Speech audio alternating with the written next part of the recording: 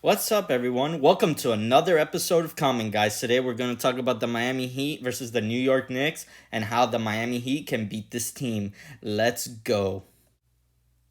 First up, we got to talk about Jimmy Butler, aka Jimmy Jordan, one of the greatest Miami Heat players of all time. In the Bucks series, he dropped 56 in game 4, and then in game 5 followed it up with 42 points. What an incredible ride this man has been taking the Heat for. But the question is, do we need an appearance from Jimmy Jordan to beat the New York Knicks? I don't think so, and here's why. First off, we got to talk about the major injury New York is dealing with. Basically, Julius Randle, he's out. We don't know how long, but definitely didn't play in game 1 and definitely most likely won't play in game 2. Yes, it was brutal seeing him from the sidelines. I feel for him. I know how hard it is to be out there wanting to play with your team.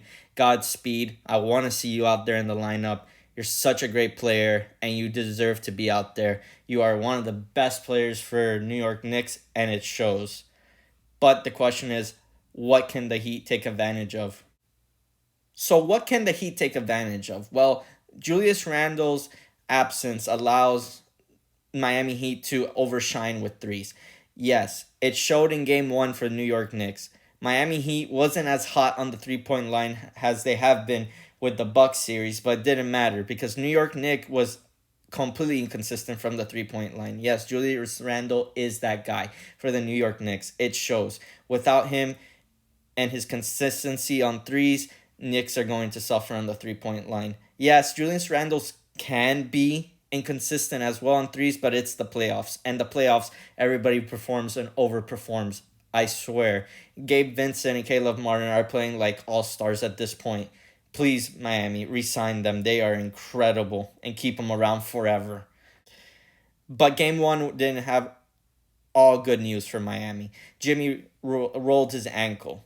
What does that mean? Well, it seems that Jimmy played through it for the remainder of the game, but there's going to be issues. Verticality wise, mobility wise. Game 2, Jimmy might not even play. I don't know what Eric Spoelstra is going to do.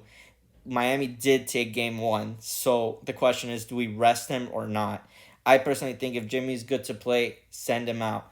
But that means that another player needs to step up, and who is it going to be? Well, it's going to have to be Bam Adebayo.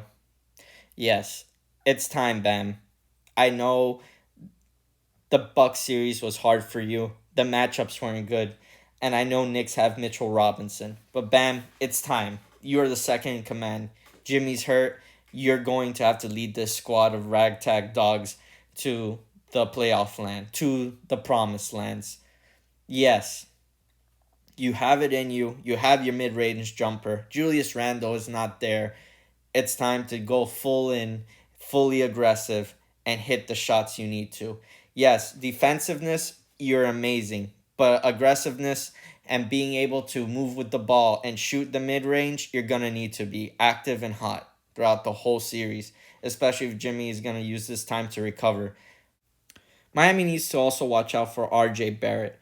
Why? Because he's the small forward for the New York Knicks, and since Jimmy Butler is going to be a little bit immobile, maybe game 2, possibly game 3, he's going to have a lot more energy and be less exhausted throughout the whole game. That makes him more dangerous and more likely to hit threes, especially if Miami can't do rotations right. Another big issue Miami's going to have if Jimmy Butler is truly hurt and can't really play to his max is Brunson taking over in certain games and certain times. Yes, Brunson is that dangerous. Brunson can easily get a 40-point game if left unguarded, unchecked, and unmanned. Brunson will, and I bet you the coach is already thinking about it, how he can use Jimmy Butler's injury to his advantage and get Brunson more involved in play action and everything. Tonight, Brunson was tired at the end of game 4, at the end of the fourth quarter. You can tell. But it might not be the same if Jimmy Butler can't keep up with the whole entire Knicks squad because of his injury. That's why Kyle Lowry needs to step up. He did a great job tonight closing out. He's done a great job. He's showing that he's hustled. He's great off the bench. He needs to continue with that energy. He needs to show that old Toronto status mindset that he used to have, that killer instinct, and that being able to push forward. I think if Bam and Kyle Lowry overperform a little bit, we should be coasting by the New York Knicks and we can be done with the series in 5. The Miami Heat can finish this series strong. They don't need Jimmy Butler at 100% to do it. The question is, are they going to take advantage of the opportunities given? Without Julius Randle, the New York Knicks are off on the threes. Yes, Jimmy Butler is injured. Yes, the New York Knicks will try to take advantage of that situation by trying to control the pace of the game. But the Miami Heat are capable, are strong enough, and have the dog mindset to win the games out. Jimmy Butler, we don't need at 100. Remember, we have Bam and Kyle Lowry. Kyle Lowry is the great starter for the second unit, and Bam, well, it's time to step up and become the face of the organization while Jimmy is resting.